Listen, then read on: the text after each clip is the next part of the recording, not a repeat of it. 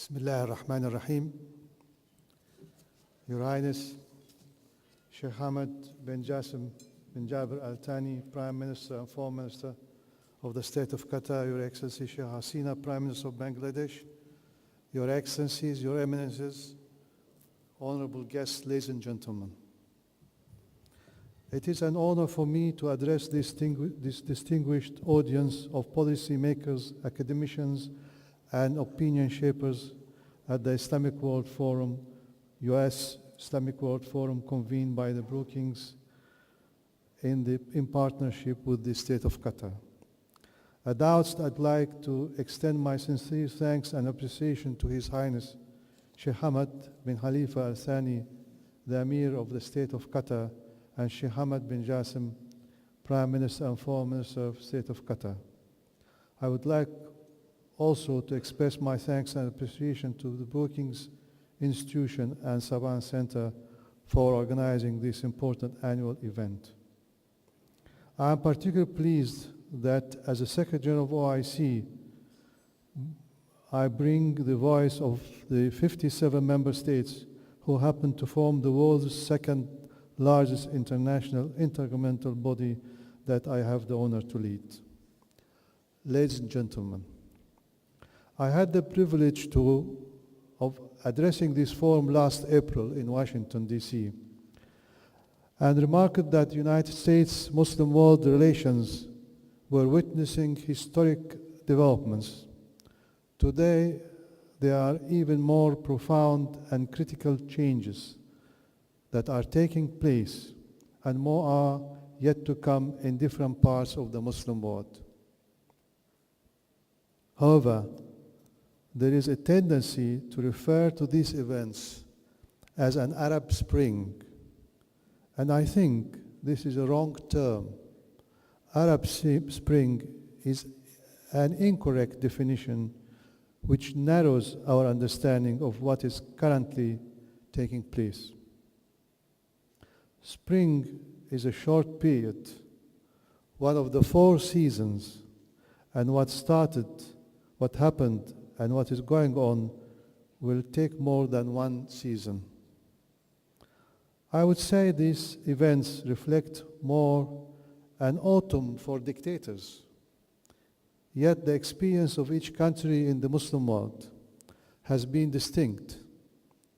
In some countries, the military defected from the regime, while in others, a part or all of the military has stayed loyal to the incumbent leadership. And in yet others, it filled the void left by a departing dictator. In some places, opposition have succeeded in liberating parts of cities or parts of the current country, creating further rifts. We should remember that these movements have been building up over time and occurring across regions and continents. It was in April 2010 when people of the Central Asian Republic of Kyrgyzstan took to the streets in mass demonstrations to demand their rights and call for an end to corruption, injustice, and despotism. 8 months later, sparked by the death of Tunisian vegetable vendor from a small town who put himself to fire and lost his life because he couldn't earn his daily few dinars to look after his family, the people of Tunisia launched their own revolution. We in the OIC congratulated the brave people of Tunisia who opened up new horizons for freedom, justice, democracy, and good governance with their Jasmine Revolution. They inspired changes not only in their country, but changed the course of history for everyone in the Middle East. Then, as the world watched the people of Egypt demonstrated in Tahrir Square to demand change and reform, democracy and accountability, justice and free choice. There were scenes of protest and confrontation, filled with emotion, and regretfully, some violence too. Now, just a few days ago, on May 24th, the same Egyptian people waited peacefully for hours in long lines outside polling stations across Egypt to cast their votes. This occurred after lively public debate and political campaigns, which openly and actively courted the voters.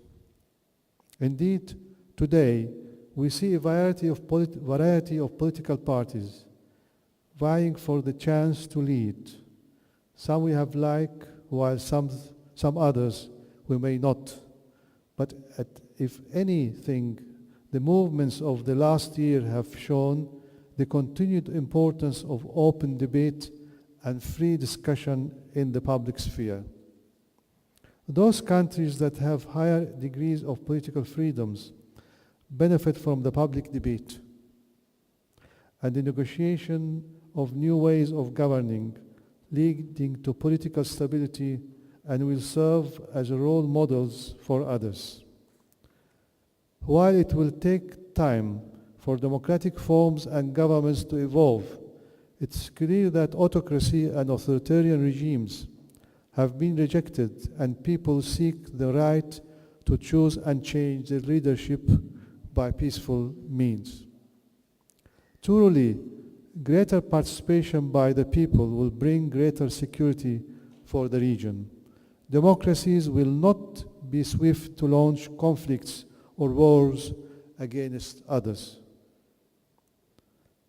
Ultimately, the greatest challenge facing the new governments in the Arab and Muslim world is to bring about political stability and build a civil society based on human rights and social injustice, while ensuring the right to livelihood and provision of economic growth and basic sustenance for their citizens, so essential for human dignity. With the current instability in the global economy, the real challenge facing the new leaders and governments will be meeting the unmet needs and expectations of their own citizens. For example, according to recent IMF report, countries such as Egypt, Morocco, Lebanon, and others averaged 12% unemployment over the last decade, which is double the global average of 6.3%. And the rate for youth unemployment exceeds 50%, which is dangerous and unacceptable. Your Highness, Excellencies, Eminences, ladies and gentlemen, the ongoing political and ensuing economic crisis in the Middle East and North Africa regions have engaged the OIC in vigorous efforts to bring about political stability by promoting good governance, democracy, rule of law, human rights, and tolerance. Guided by the new charter, the OIC new charter, and the 10-year program of action adopted in 2005, the OIC has given special attention to inclusive dialogue in the context of making peace and political stability in many nations, including Tunisia, Egypt, Yemen, Libya, Syria, and Mali, in addition to its long-standing engagement in countries such as Afghanistan and Somalia. We have been following these transformative events from the earliest days. In Libya, for example, we condemned the systematic attacks against civilians, and we were amongst the first, perhaps the first, intergovernmental organization to insist on the need to work out a political solution that would involve a clear transitional political process that will reflect the legitimate aspirations of the Libyan people. We welcomed the Security Resolution 1970 and 1973, and we were part of all contact group meetings and international forums on Libya. Now, the OIC is working with the National Transitional Council to support their programs for the benefit of democracy and the rule of law. In Syria, the OIC was involved from the very early stages. I sent a special envoy to President Bashar al-Assad with a personal letter in the beginning of May last year, expressing deep concern at the violence taking place. I reiterated my stance that stability in Syria is important and crucial for the whole region, and I called on him to commence dialogue with the national opposition to reach a cessation of all hostilities from both sides. I also explained that the winds of change were sweeping the region, and that the issues of human rights and legitimate aspiration of the people have become the leading values of this age, and they have to be accepted with positive dialogue. We have continued to urge the Syrian authorities to cease from resorting to the use of force against civilians and to comply with the obligations laid down in the OIC and UN charters in order to avert the risk of foreign intervention. In addition, we have worked jointly with the United Nations to successfully dispatch a humanitarian mission, including a convoy of trucks carrying relief products to the people in various regions. Ladies and gentlemen, a great deal of the efforts of OIC is directed toward humanitarian and human development programs in its member states through concrete and practical programs, including poverty alleviation, education, science and technology, and empowering women. On many of these issues, we have developed strategic partnerships and close cooperation with the United States.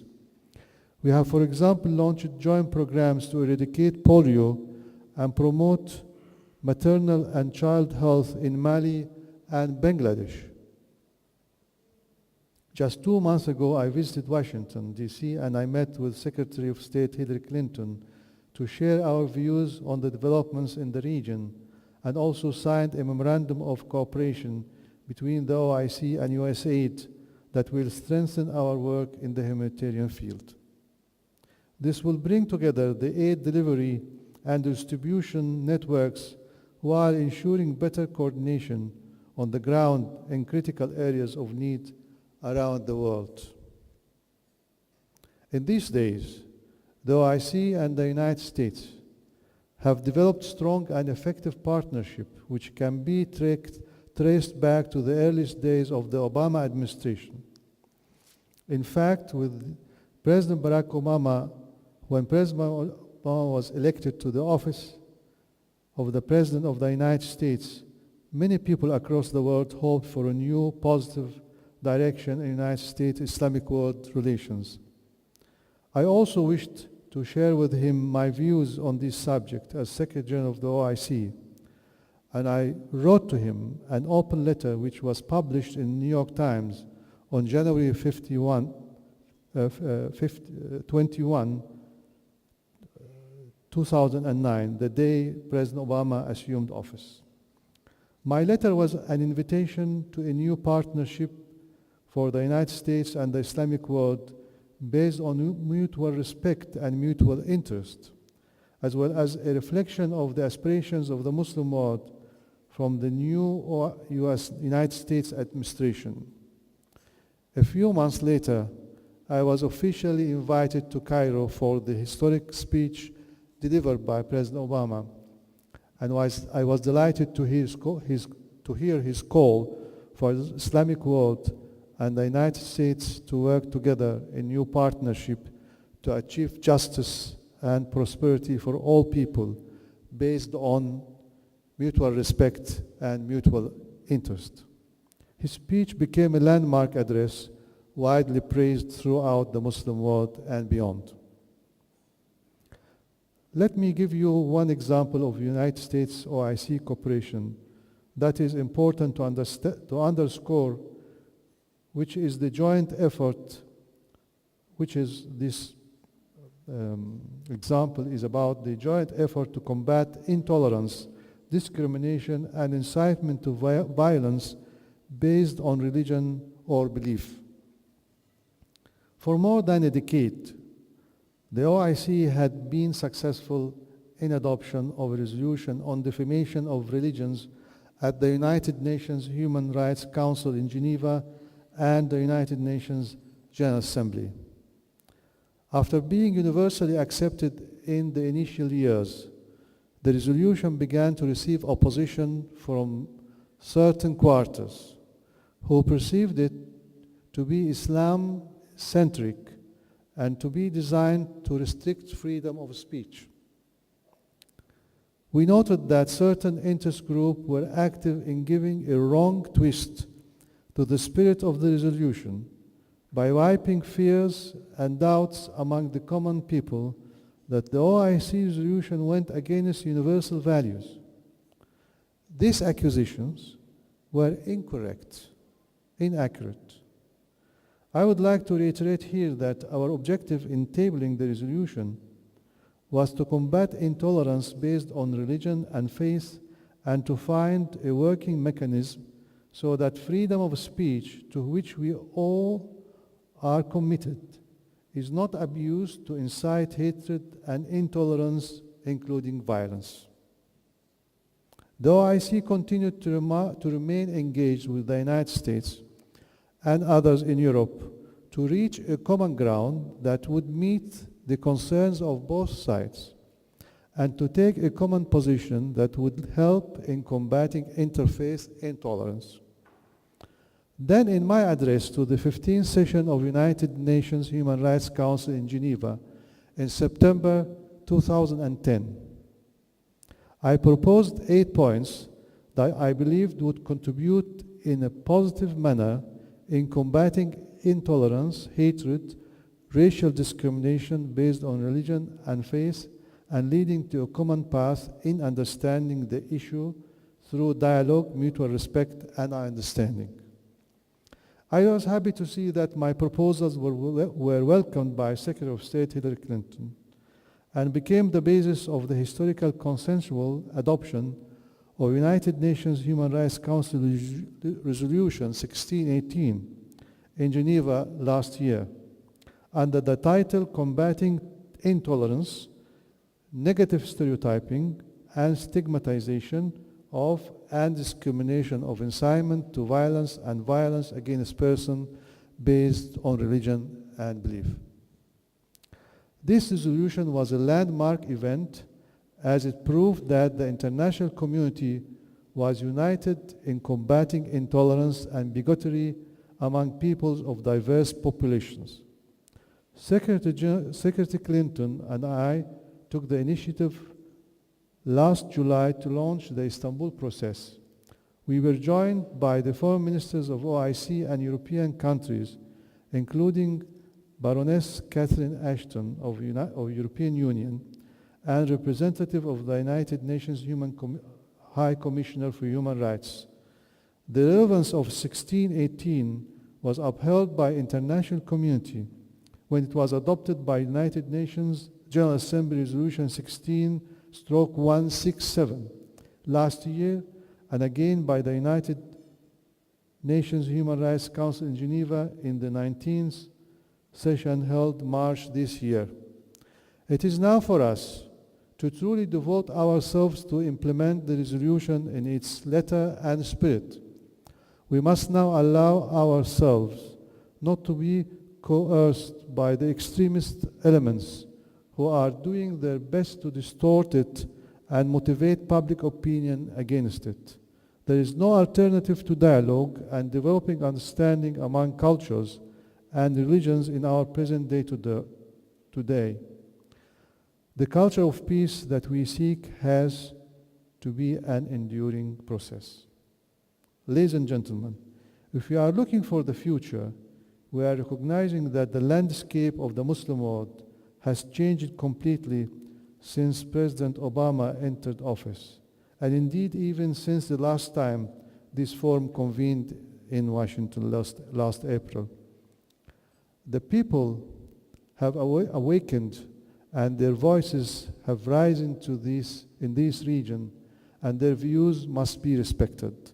For the first time, citizens in these countries are truly participating in changing their societies and selecting their leaders.